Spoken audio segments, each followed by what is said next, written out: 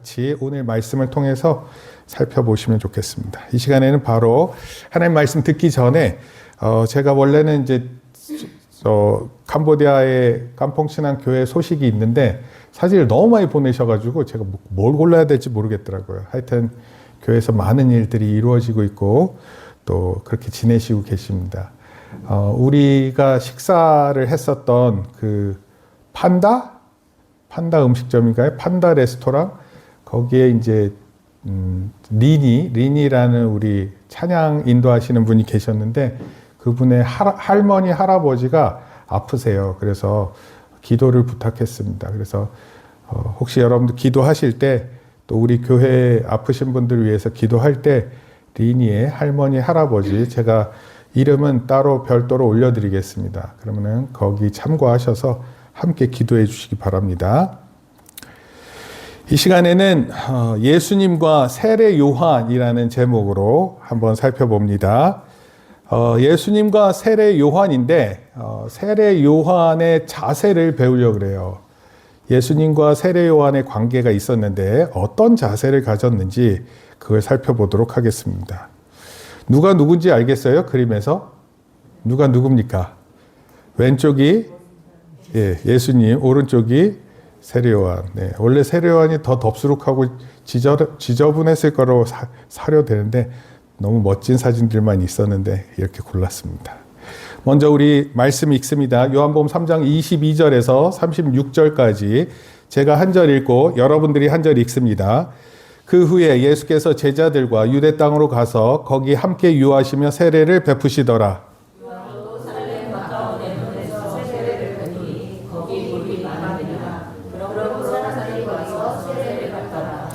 요한이 아직 옥에 갇히지 아니하였더라.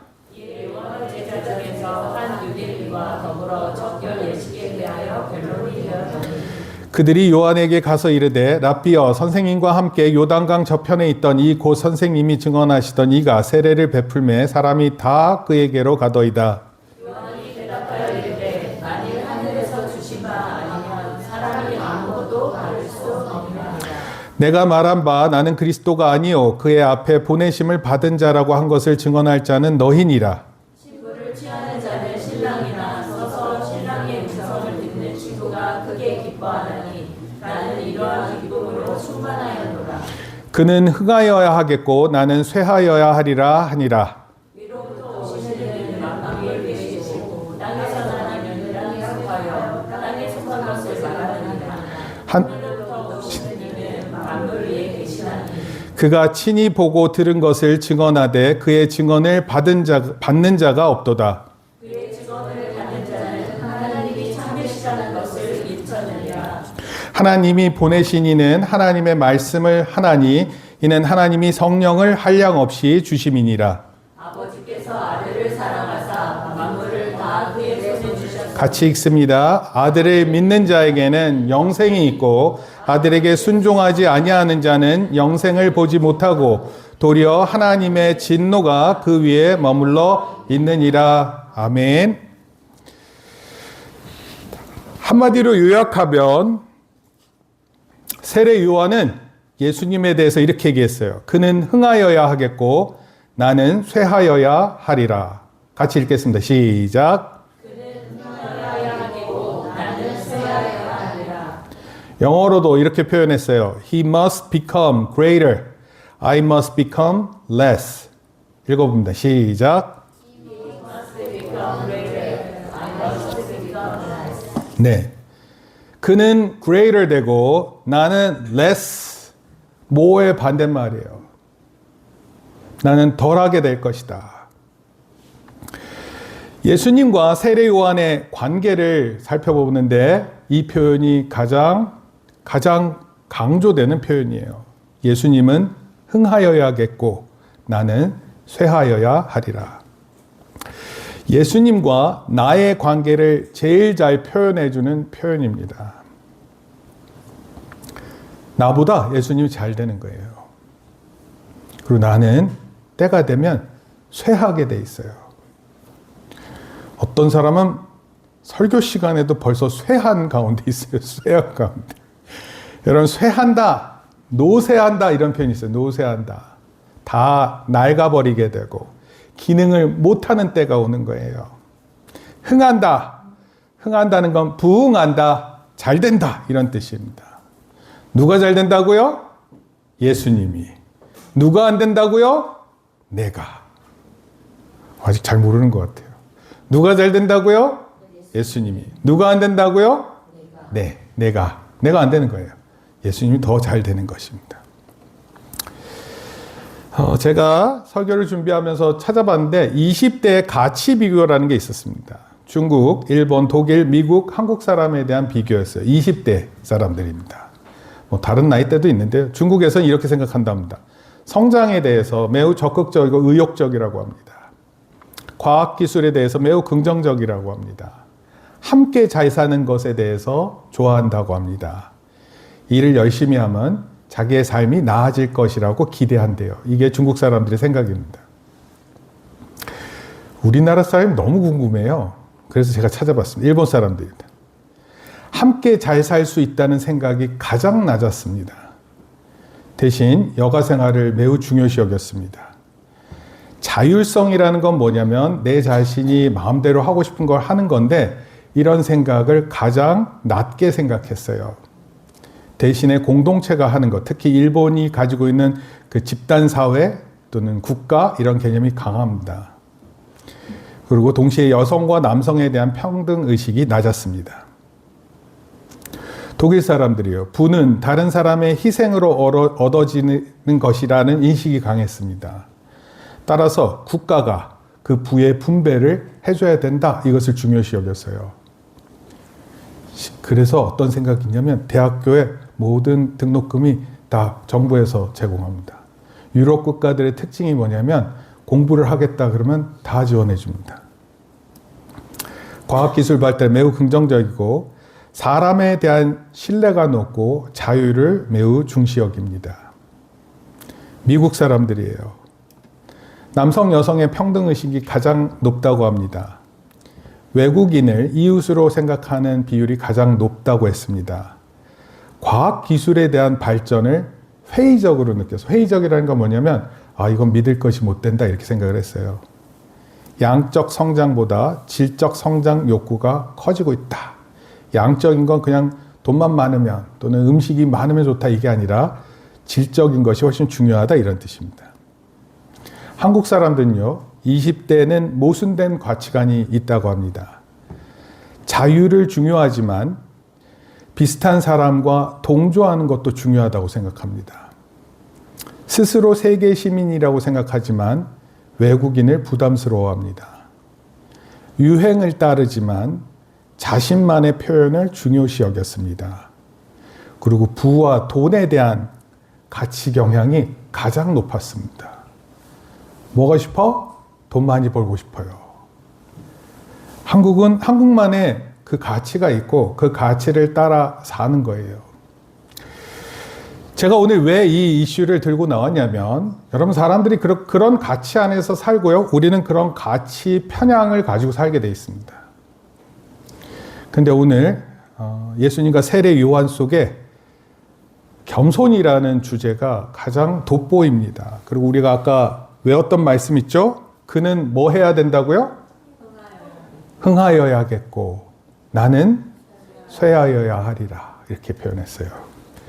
그게 무슨 뜻인지 살펴보는데 한마디 좀 덧붙이자면 종교적인 측면에서도 우리 한국 사람들은 상반된 가치를 가지고 있는 듯해요. 예를 들면 교회를 다니지만 너무 교회 빠지면 안 된다. 빠진다라는 건 교회에 이렇게 빠져든다 이런 뜻이에요. 교회를 안 나온다 이런 뜻이 아니라 그래서 적절한 선에서 해야 할 것과 하지 말 것을 정해야 된다 이렇게 생각한다고 생각해요. 하지만 오늘 본문에서 예수님과 세례 요한의 관계를 통해서 우리가 깨달을 세 가지가 있는데 이걸 통해서 여러분들이 한번 마음에 중요한 겸손의 가치를 되새기는 시간 되기를 소원합니다. 먼저 첫 번째 반드시 기억해야 됩니다. 하나님은 시작. 하나님은 겸손한 자를 사랑하시나. 여러분 하나님은요. 우리 같으면 능력 있는 사람 쓸 것 같고 과학 기술을 중요시 여기고 그렇죠? 좋은 대학 나오고 좋은 전공한 사람들을 쓰는 것이 우리 사회가 가진 가치예요. 근데 하나님은요, 겸손한 자를 사용하십니다. 그러니까 여러분, 겸손하기 위해서 최선을 다해야 돼요. 하나님이 하시는 사람은 교만한 자가 아닙니다. 겸손한 자입니다. 시편 1편에 보면 이런 표현이 있어요. 복 있는 사람과 악인의 사람이란 악한 사람이 있는데 이 사람 둘이 다르게 길을 간다, 그렇게 표현했어요. 겸손한 사람은 어떻게 표현하냐면 하나님의 말씀을 주야로 묵상한다, 이렇게 얘기했어요. 하나님의 말씀을 생각하는 거예요. 아침에 일어나자마자 하나님의 말씀을 생각하는 겁니다. 잠들기 전에 하나님의 말씀을 다시 생각하는 거예요. 말씀을 생각하는 이유는 다른 게 아니에요. 말씀에 나를 비추어 보는 거예요. 겹쳐서 보는 거죠. 성경에서 이런 말을 하고 있는데 내가 이런 사람 맞나? 그리고 그런 비춤을 통해서 내가 그렇지 않으면 하나님 앞에 회개하고 자기를 점검하는 삶을 사는 거예요. 반면에 교만한 사람은 자신의 꾀, 생각, 경험이 말씀보다 앞섭니다. 내가 아는 건 이런 건데, 내 생각엔 이런 건데, 내가 경험했었던 건 이런 건데, 이게 더 앞섭니다. 따라서 하나님은 이런 것으로 앞서는 사람들을 사용하실 수가 없어요. 왜냐하면 그런 사람들을 통해서 하나님의 뜻이 드러나지 않기 때문에 그렇습니다. 겸손한 사람은 자신을 죄인이라고 고백하는 거예요. 여러분, 죄인이에요? 네, 죄인이에요. 그렇지만 우리는 죄인이면서 동시에 예수 그리스도의 피로 깨끗함을 얻은 의인도 됩니다. 여러분, 잘못했는데 또 그 잘못으로 우리가 또 잘못된 일로 처벌을 받는 거예요. 경찰서에 가면 안 되죠? 경찰서에 가면 안 됩니다. 근데 경찰서에 가는데 똑같은 죄목으로 들락날락 거려요. 경찰서에서는 죄를 졌을 경우에는 그 죄값에 대한 것을 치러야 된다고 생각하죠. 왜냐하면 그래야지 질서가 유지되니까. 그런데 그 질서를 유지할 수 있을 만큼 어느 정도 죄값을 치르게 되면 다시 나갑니다. 근데 또 잘못을 하면 또 들어가게 돼 있어요. 마찬가지로 우리가 하나님의 말씀에 빗대어 살아가는데 하나님의 말씀 따라서 겸손하게 살려고 하는데 겸손할 때만 있는 게 아니에요, 우리 삶에. 그렇지 못한 때가 있습니다. 그러면 어떻게 해야 돼요? 그때 하나님 앞에 말씀을 통해서 자기를 보고 기도하는 거예요. 여러분 자신을 위해서 기도하는 건 그 누구보다도 가장 중요시 여겨야 돼요. 왜냐하면 회개라는 것은 남이 대신해 줄 수 있는 게 아니에요. 엄마, 내가 잘못했는데 엄마가 좀 기도해 줘. 이게 안 된다고요, 회개는. 자기 스스로가 깨닫고 그 잘못을 하나님 앞에 고백해야 됩니다. 여러분, 회개한다라는 건 또 다른 의미가 있어요. 그게 뭐냐면 내 자신의 한계를 명확하게 하는 거예요. 내 한계가 분명히 있다. 내가 모든 걸 다 할 수 있지 않다. 이걸 압니다. 그래서 어떻게 해요? 무한하신 하나님의 능력을 신뢰합니다. 여러분, 우리 죄를 우리 스스로 해결할 수 없기 때문에 예수님이 오신 거예요. 그리고 그 예수님이 오심을 우리가 강림절로 또 성탄절을 통해서 하나님께 예배하고 기념하는 것입니다. 문제는 뭐냐면 그 강림절, 성탄절 우리가 늘 맞이하고 1년에 한 번씩 경험하지만 그런 가운데 다시 한번 하나님을 다시 신뢰하는 마음을 회복하는 거예요. 하나님 앞에 내 마음을 낮추는 겁니다. 내 마음이 때로는 실패로 가득할 때가 있어요. 그 깨어진 마음을 가지고 하나님 앞에 나아가는 거예요. 내가 망했다.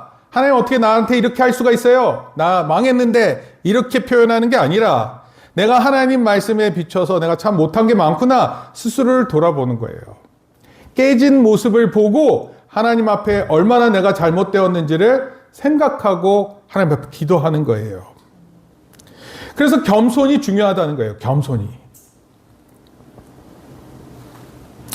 요한복음 3장 29절, 30절 우리가 읽었었던 말씀입니다. 신부를 취하는 자는 시작. 신부를 취하는 자는 신랑이 나서서 신랑의 음성을 듣는 친구가 크게 기뻐하나니 나는 이러한 기쁨으로 충만하였노라. 그는 흥하여야 하겠고 나는 쇠하여야 하리라 하니라. 세례 요한이 제자들을 통해서 질문을 받았어요.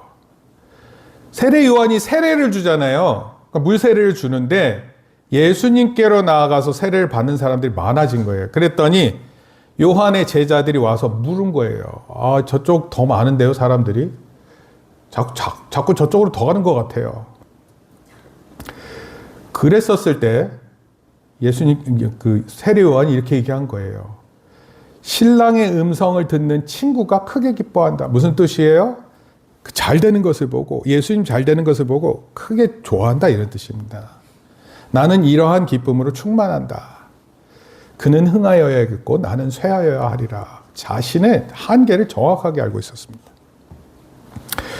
세례 요한은 예수님 보고 기뻐했고요. 마음속으로 자신보다 예수님이 더 잘 되는 것을 보고 좋아했습니다. 그럼 이런 사람이 겸손한 사람이에요. 남이 잘 되는 것을 좋아하는 사람. 그 남이 누구예요? 예수님입니다. 여러분, 그래서 내 삶의 가장 첫 번째는요, 예수님이어야 돼요. 그 다음이 나예요. 여러분, 사람들은 나를 중심으로 세상이 돌아간다고 생각하는데 우리 교회 성도들은, 특히 겸손을 아는 성도들은 첫 번째가 누구라고요? 예수님입니다. 예수님이라면 어떻게 하셨을까? 예수님이 이런 상황이라면 어떻게 하셨을까? 지금 예수님이 나와 같은 상황이면 뭘 먼저 하셨을까? 이걸 고민하는 거예요. 두 번째, 하나님은 시작. 하나님은 예수님의 겸손을 따르라고 가르쳐 주십니다. 겸손한 자 얘기했잖아요. 겸손한 자. 겸손한 자가 되어야 된다 그랬잖아요. 근데 그 겸손한 자가 되려면 뭘 봐야 돼요? 세례 요한을 오늘 보지만 세례 요한보다 우리는 더 볼 수 있어요. 그게 뭐냐면 바로 예수님의 겸손이에요. 빌립보서 2장 1절에서 8절에 이런 내용이 있어요. 예수님은 어떻게 겸손하셨는지. 예수님은 하나님과 동등한 분이셨어요. 여러분, 동등이 뭡니까? 동등이 뭐예요? 등호, 이퀄이라는 뜻이에요. 같다. 예수님이 곧 하나님이에요. 그 예수님이 곧 하나님은 요한복음 1장 1절에서부터 선언하고 있어요. 태초에 말씀이 계시니라. 그 말씀이 하나님과 함께 하셨고 그 말씀이 하나님이셨다. 이 표현을 요한복음 1장 1절에서 딱 선언합니다. 예수님이 곧 하나님이세요. 그런데 하나님과 동등한 분이셨지만 첫 번째, 자기를 비우셨어요. 히브리어로 케노시스라는 표현을 씁니다. 케노시스. 자기를 완전히 비웠어요. 자기가 없어요. 여러분, 사람이 있는데 자기가 없습니다. 그리고 오히려 예수님은 그 자기를 비우시고 종의 형체를 가지셨다, 이렇게 얘기를 했어요. 그 종의 형체가 뭐예요? 정확하게 얘기하면 사람과 같이 됐습니다. 그리고 낮아지셨는데, 겸손해지셨는데 어디까지 낮아지셨냐면 십자가에서 죽으실 때까지 낮아지셨어요. 이게 하나님의 신분이 사람의 신분으로 바뀌는 것도 불가능하죠. 우리 잘 이해 안 되죠. 누가 그걸 이해할 수 있습니까? 하나님께서 겸손을 배우라고 얘기하시는데 예수님의 모범을 보고 배우라, 이렇게 얘기하는 거예요. 예수님은 겸손한 삶 그 자체였습니다. 모든 그리스도인들이 따라야 할 귀한 모범이 바로 예수님이세요. 세례 요한이 자신을 이렇게 얘기했어요. 그의 앞에 보내심을 받았다.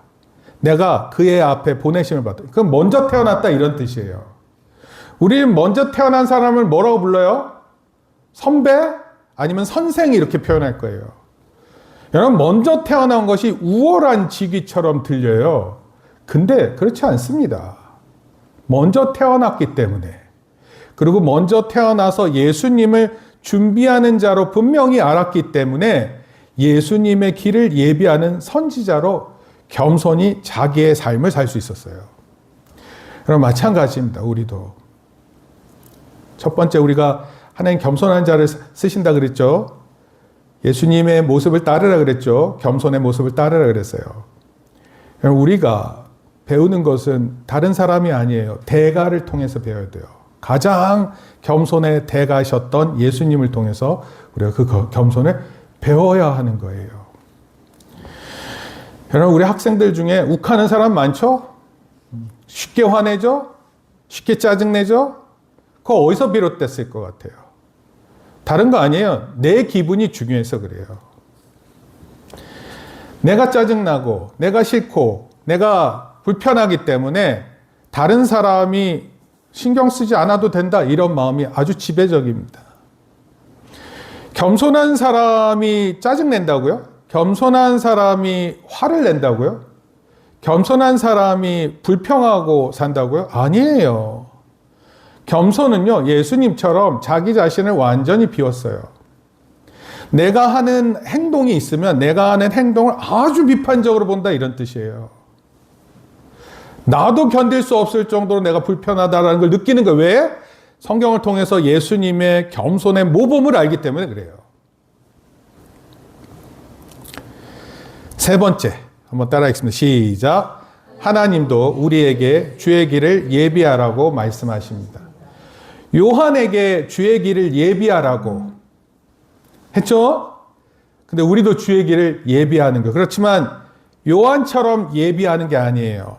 조금 생각해 볼게요. 사람들은 비교하는 것을 좋아합니다. 그래서 그것으로 우월하고 열등하다고 느껴요. 제가 아직도 까먹지 않는 학부모 한 분이 있습니다. 어느 학원에 찾아왔는데 갑자기 찾아왔어요. 그래서 우리 아들이 연세대학교를 가야 되겠대요.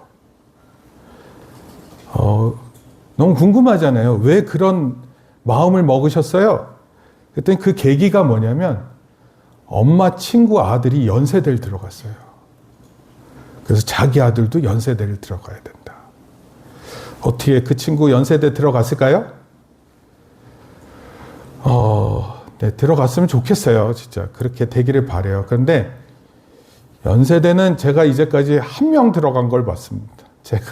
제가 아는 사람 한도 내에서는 진짜 그 정도로 없어요. 없습니다. 몰라요. 친구들도 있을 수 있고 그런데 제가 아는 학생으로서는 연세대 한 명 들어갔습니다. 사람들하고 비교하면은요, 그 사람 마음이 막 얼마나 혼란스럽고 흥분되어 있고 그런 마음으로 다른 사람을 재촉하고 자식을 몰아붙이는지 몰라요. 세례 요한도요, 예수님과 비교 상황에 놓였어요. 사람들이 예수님께 더 많이 모여갈 때 고백했어요. 뭐라고요? 그는 시작. 그는 흥하여야겠고 나는 쇠하여야 하리라. 마찬가지로요. 우리가 메시아가 아닙니다. 메시아가 아닌데도 메시아가 가진 주도권을 가지고 살고 싶어 해요. 우리는 우리를 구원할 수도 없어요. 그런데 마치 우리의 구원 계획을 다 이끌 것처럼 착각하는 것입니다. 메시아도 아니고 구원자도 아닌데 우리에게 분명히 소개되어진 예수 그리스도를 통해 메시아이심을 확인하고 구원자이심을 정확하게 알고 우리의 위치를 깨닫는 거예요. 내가 뭘 해야 되는 것인가? 내가 할 수 있는 게 뭘까? 생각하는 겁니다. 시기, 질투, 열등감 대신 예수님의 흥하심을 기쁨으로 받아들이는 겸손한 사람들이 되어야 돼요. 제가 우리 찬양팀 찬양을 보고 또 유튜브에 나와 있는 찬양팀 찬양을 듣습니다. 누가 잘해요? 유튜브에 있는 찬양팀 당연히 잘합니다. 거기 있는 사람들 세션만 하더라도 얼마나 연습된 사람이에요. 목소리 얼마나 좋습니까? 근데요, 저는 그 사람들하고 찬양하는 게 아니에요. 저는 그걸 들을 뿐이에요. 그런데 제가 찬양할 때는 우리 팀과 찬양합니다. 진짜 부족하기 짝이 없는 이분들하고 같이 예배해요. 근데 이게 찬양인 거예요. 여러분의 목소리로 찬양해야죠. 혹시 나 대신 소양이 찬양하는 게 멋지니까 소양 찬양으로 만약에 그런 식으로 우리의 예배를 다 대체하면 우리는 아무것도 안 하는 거죠. 그때는 우리는 예배 구경꾼이 아니에요. 예배하는 자로 모여 있는 거예요. 세례 요한은요, 예수님의 초림이라는 건 첫 번째 오심을 얘기합니다. 예배했어요. 저는 우리 요한이라고 이렇게 부릅니다. 우리 요한. 우리도 요한이에요. 너만 요한이냐? 나도 요한이다. 이런 뜻이에요. 그리고 우리는요, 뭐예요? 예수님의 재림을 예비하는 것입니다. 그리스도의 왕국의 도래라는 건 그 나라가 임한다 이런 뜻이에요. 동시에 하나님 나라가 임하면서 무슨 일이 있어요? 잘잘못을 가리거든요. 잘한 사람이 누구인지, 못한 사람이 누구인지, 겸손한 사람이 누구인지, 악한 사람이 누구인지 그때 다 드러나는 거예요. 여러분, 여기 만약에 선이 이렇게 있다고 칩시다. 근데 선의 양끝은 한쪽은 구원받은 사람, 한쪽은 구원받지 못한 사람을 생각해 보세요. 여러분, 양끝은 너무 선명하게 보여요. 하나님을 위해서 살았던 많은 사람들, 이 사람들은 양끝에 있어요. 그리고 이 세상에서 가장 악독했었던 사람들 있죠. 그런 사람들은 가장 하나님의 심판을 받는 삶입니다. 그게 너무 선명해요. 사람들 자꾸 비교한다 그랬죠. 사람들이 누굴 비교하냐면 이 양끝을 비교하는 게 아니에요. 이 선상의 주변에 머무는 사람들 있죠. 그 근처에 있으면서 내가 얘보단 낫죠? 여러분, 착각하지 마세요. 겸손은 그러고 있는 모습이 아니에요. 겸손은 겸손의 대가이신 예수님을 분명하게 내 마음에 두고 그 모습에 따라 나를 발견하는 거예요. 그리고 내가 조금이라도 틀렸다. 그럼 과감하게 하나님 앞에 기도하고 내 자신을 틀렸다라고 과감하게 생각하고 그렇게 하면서 행동하는 사람을 얘기하는 겁니다. 그래야 회개가 되고 그래야 용서도 받고 그래야 우리의 삶도 변하게 되어 있습니다. 결론적으로 말씀드릴게요. 세례 요한은 겸손을 말하면서 동시에 교만의 결과도 경고했어요. 겸손만 말한 게 아니에요. 동시에 교만에 대해서도 말한 겁니다. 아까 얘기했죠. 교만한 사람의 특징이 뭐라고요? 짜증냅니다. 불평이 많아요. 불만이 많습니다. 서운함이 많아요. 섭섭해합니다. 후회가 있습니다. 근데 이 모든 게 섞여서 그 사람의 마음을 최고로 불편하게 만들어요. 여러분, 이런 감정에 휩쓸리잖아요. 그럼 다 무너집니다. 다 망가지는 거예요. 그러니까 어떻게 해야 돼요? 겸손하기를 힘써야 됩니다. 교만함의 결과가 어떠하다고요? 3장 36절 읽습니다. 시작. 아들을 믿는 자에게는 영생이 있고 아들에게 순종하지 아니하는 자는 영생을 보지 못하고 도리어 하나님의 진노가 그 위에 머물러 있느니라. 이건 끔찍한 겁니다. 영생 보지 못하고요. 하나님의 진노가 머물러 있다. 수많은 삶의 기회를 다 놓친 거예요. 그제서야 알았어요. 지금부터 해볼게요. 그럴 타이밍이 안 되는 거예요. 지금이 여러분들에게 주어져 있는 시간이고 지금이 여러분들을 위한 결심을 해야 되는 거예요. 대학 시절이에요. 대학 시절. 수업을 들을 때 또는 설교를 들을 때 들으면 내가 다 아는 것처럼 들렸습니다. 겉으로는 겸손한 척 했어요. 그래도 교회에서 좀 괜찮은 청년인데 잘 지내야지. 예쁘고 착한 청년인데 잘해야지. 겉으로는 착한 척하고요. 속으로는 무시했습니다. 이런 특성은 중고등학교 시절에도 있었습니다. 한 번 배우면 다 안다라는 생각이 있잖아요. 수업 한 번 들으면 알았어. 근데 실제로 시험 볼 때는 하나도 생각나지 않는 거. 그거 아는 게 아니에요. 여러분, 이런 게 매우 가려져 있는 교만함입니다. 여러분, 이런 교만함 다 망치게 만들어요. 하나님 앞에서 겸손을 깨달을 즈음 내 마음에 한 가지 분명한 것을 세웠어요. 내가 설교 시간에 어떤 말씀이라도 내가 반드시 이해하겠다. 그리고 한 가지를 꼭 적고 내가 이걸 실천하겠다. 한 주에 한 개를 꼭 실천하고 살겠다. 이런 마음이었습니다. 수업 시간에도 반드시 노트한다. 반드시 노트해야죠. 노트 안 하는 사람이 잘한 걸 본 적이 없어요. 전 죄송한데. 쓰질 않는데 잘한다고요? 전 그런 걸 본 적이 없습니다. 공부도 마찬가지고요. 하나님 믿는 것도 겸손한 가운데 하셔야 돼요. 내가 마치 다 아는 게 아니에요. 나는 모른다라고 생각하고 덤벼들 때 진정으로 배우는 사람이 됩니다. 그리고 겸손도 더 깊이 깨달아요. 목사님이 얘기하는 거 잘 알겠죠? 우리 다운이 알아듣죠? 하나님 앞에서 겸손해야지 배웁니다. 교만한 사람 다 망합니다. 영생이 없다 그랬어요. 그 결과가 참혹할 것을 이미 예견했습니다. 우리가 이것을 마땅히 안다면 분명히 선택하셔야 됩니다. 그렇게 하면서 한 주를 살아내는 저와 여러분들 되기를 바랍니다. 메시지는 어렵지 않습니다. 그는 흥하여야겠고 나는 쇠하여야 하리라. 목사님 어제 컨디션 좋았거든요. 오전에. 근데요. 금방 왼쪽 코에서 콧물이 흐르고 왼쪽 눈에서 눈물이 흘렀어요. 그래서 이거 안 되겠다. 이렇게 있다가는 감기 기운 확장되면 또 모두에게 불편할 수 있다. 이런 생각이 들었습니다. 그래서 어제 그냥 쉬었습니다. 하나님께서 자만할 수 없어요. 그리고 더더군다나 목사님은 나이가 들면서 쇠함에 대해서 아주 잘 알아요. 잘합니다. 제가 여러분들한테 얘기할 수 있어요. 우리 인간은 쇠할 수밖에 없는 존재입니다.